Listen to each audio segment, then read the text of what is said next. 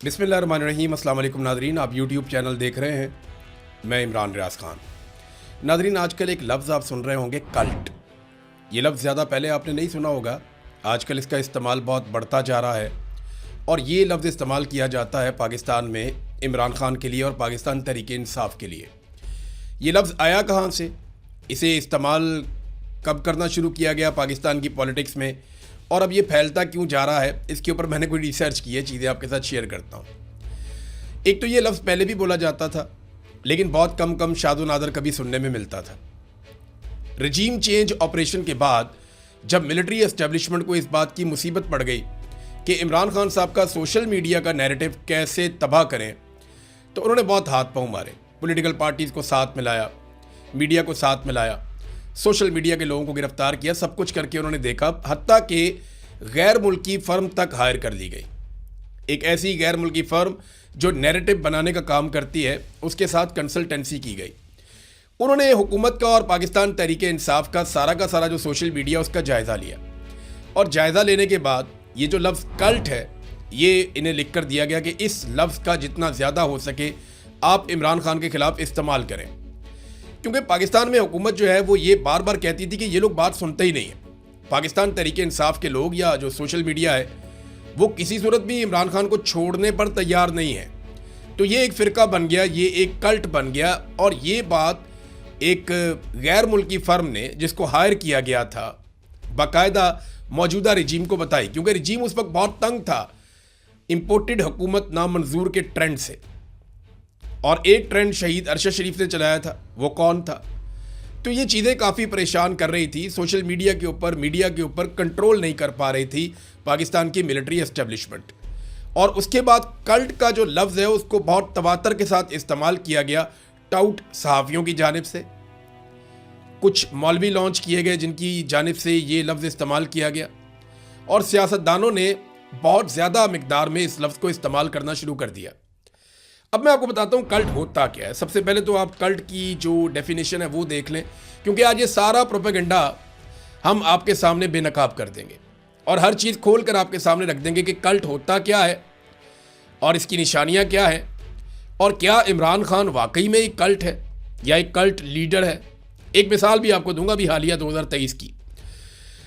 Sociology में और psychology में कल्ट किसे कहते हैं, इसकी बहुत सारी तारीफ़ें हैं। अगर आप सारी तारीफ़ों को इकट्ठा भी कर लें या एक आसान तारीफ़ आप इसकी निकालें तो वो ये है कि एक ऐसा गिरोह, लोगों का एक ऐसा गिरोह जिसके अरकान अपने लीडर की अंधी तकलीद करें, ब्लाइंड फॉलोअर्स। और कल्ट में लीडर को खुदा का भेजा हुआ आदमी समझा जाता है जिससे कभी कोई गलती नहीं हो सकती। तो तीन चीज़ें हैं जो कल्ट को डिफाइन करती हैं, यानी अगर कोई कल्ट है तो वो तीन चीज़ें मिलकर वो बनता है। नंबर एक, अंधी तकलीद होती है, यानी अंधाधुंध भरोसा किया जाता है, ब्लाइंड फॉलोअर्स होते हैं। नंबर दो, खुदा का भेजा हुआ इंसान जिससे गलती नहीं होती, जो गलती नहीं कर सकता। तीसरा ये है, गलती से मुबर्रा है, ये तो सिर्फ पैगंबर हैं जो गलती नहीं करते, फरिश्ते हैं जो गलती नहीं करते, लेकिन यहाँ पे गलती से मुबर्रा करार दिया जाता है ऐसे आदमी को जो एक कल्ट लीडर होता है। निशानियाँ क्या हैं जब एक ग्रोह बन जाता है, कल्ट तैयार हो जाता है, तो उसकी निशानियाँ क्या है?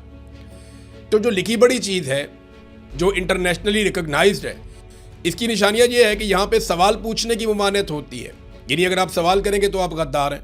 नंबर दो, ब्रेन वॉशिंग की जाती है, यानी लोगों की सोचने समझने की सलाहियत ख़त्म हो जाती है, और ये महदूद लोग होते हैं, याद रखिएगा।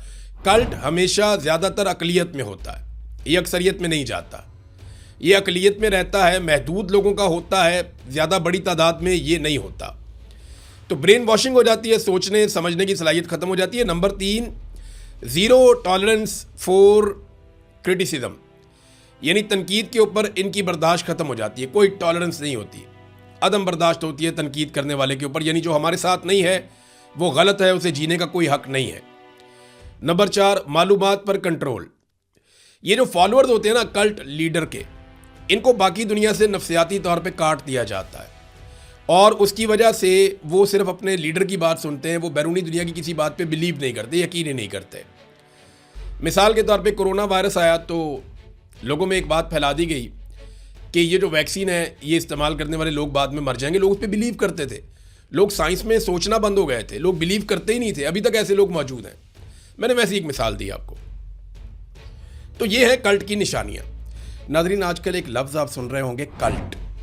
ये लफ्ज़ ज़्यादा पहले आपने नहीं सुना होगा, आजकल इसका इस्तेमाल बहुत बढ़ता जा रहा है और ये लफ्ज़ इस्तेमाल किया जाता है पाकिस्तान में इमरान खान के लिए और पाकिस्तान तहरीक इंसाफ के लिए। ये लफ्ज़ आया कहाँ से, इसे इस्तेमाल कब करना शुरू किया गया पाकिस्तान की पॉलिटिक्स में, और अब ये फैलता क्यों जा रहा है, इसके ऊपर मैंने कोई रिसर्च की है, चीज़ें आपके साथ शेयर करता हूँ। एक तो ये लफ्ज़ पहले भी बोला जाता था, लेकिन बहुत कम शादो नादर कभी सुनने में मिलता था। रजीम चेंज ऑपरेशन के बाद जब मिलिट्री एस्टेब्लिशमेंट को इस बात की मुसीबत पड़ गई कि इमरान खान साहब का सोशल मीडिया का नैरेटिव कैसे तबाह करें, तो उन्होंने बहुत हाथ पांव मारे। पॉलिटिकल पार्टीज़ को साथ मिलाया, मीडिया को साथ मिलाया, सोशल मीडिया के लोगों को गिरफ्तार किया, सब कुछ करके उन्होंने देखा, हत्ता कि गैर मुल्की फर्म तक हायर कर ली गई। एक ऐसी गैर मुल्की फर्म जो नैरेटिव बनाने का काम करती है, उसके साथ कंसल्टेंसी की गई। उन्होंने हुकूमत का और पाकिस्तान तहरीक इंसाफ का सारा जो सोशल मीडिया उसका जायज़ा लिया, और जायज़ा लेने के बाद ये जो लफ्ज़ कल्ट है, ये इन्हें लिख कर दिया गया कि इस लफ्ज़ का जितना ज़्यादा हो सके आप इमरान खान के ख़िलाफ़ इस्तेमाल करें। क्योंकि पाकिस्तान में हुकूमत जो है वो ये बार बार कहती थी कि ये लोग बात सुनते ही नहीं है। पाकिस्तान तहरीक इंसाफ के लोग या जो सोशल मीडिया है वो किसी सूरत भी इमरान खान को छोड़ने पर तैयार नहीं है। तो ये एक फ़िरका बन गया, ये एक कल्ट बन गया, और ये बात एक गैर मुल्की फ़र्म ने जिसको हायर किया गया था बाकायदा मौजूदा रजीम को बताई, क्योंकि रजीम उस वक्त बहुत तंग था इम्पोर्टेड हुकूमत नामंजूर के ट्रेंड से। और एक ट्रेंड शहीद अरशद शरीफ ने चलाया था, वो कौन था? तो ये चीज़ें काफ़ी परेशान कर रही थी। सोशल मीडिया के ऊपर, मीडिया के ऊपर कंट्रोल नहीं कर पा रही थी पाकिस्तान की मिलिट्री एस्टेब्लिशमेंट। और उसके बाद कल्ट का जो लफ्ज़ है उसको बहुत तवातर के साथ इस्तेमाल किया गया टाउट सहाफ़ियों की जानिब से। कुछ मौलवी लॉन्च किए गए जिनकी जानिब से ये लफ्ज़ इस्तेमाल किया गया, और सियासतदानों ने बहुत ज़्यादा मिकदार में इस लफ्ज़ को इस्तेमाल करना शुरू कर दिया। अब मैं आपको बताता हूँ कल्ट होता क्या है। सबसे पहले तो आप कल्ट की जो डेफिनेशन है वो देख लें, क्योंकि आज ये सारा प्रोपेगेंडा हम आपके सामने बेनकाब कर देंगे और हर चीज़ खोल कर आपके सामने रख देंगे कि कल्ट होता क्या है और इसकी निशानियाँ क्या हैं, और क्या इमरान खान वाकई में एक कल्ट है या एक कल्ट लीडर है। एक मिसाल भी आपको दूंगा अभी हालिया 2023 की। सोशियोलॉजी में और साइकोलॉजी में कल्ट किसे कहते हैं, इसकी बहुत सारी तारीफ़ें हैं। अगर आप सारी तारीफ़ों को इकट्ठा भी कर लें या एक आसान तारीफ़ आप इसकी निकालें तो वो ये है कि एक ऐसा गिरोह, लोगों का एक ऐसा गिरोह जिसके अरकान अपने लीडर की अंधी तकलीद करें, ब्लाइंड फॉलोअर्स। और कल्ट में लीडर को खुदा का भेजा हुआ आदमी समझा जाता है जिससे कभी कोई गलती नहीं हो सकती।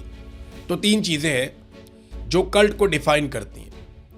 यानी अगर कोई कल्ट है तो वो 3 चीज़ें मिलकर वो बनता है। नंबर 1, अंधी तकलीद होती है, यानी अंधाधुंध भरोसा किया जाता है, ब्लाइंड फॉलोअर्स होते हैं। नंबर 2, खुदा का भेजा हुआ इंसान जिससे गलती नहीं होती, जो गलती नहीं कर सकता। तीसरा ये है गलती से मुबर्रा है। ये तो सिर्फ पैगंबर हैं जो गलती नहीं करते, फरिश्ते हैं जो गलती नहीं करते, लेकिन यहाँ पे गलती से मुबर्रा करार दिया जाता है ऐसे आदमी को जो एक कल्ट लीडर होता है। अब तक के लिए इतना ही। अपना ख्याल रखिएगा, अपने इस चैनल का भी। अल्लाह हाफिज़।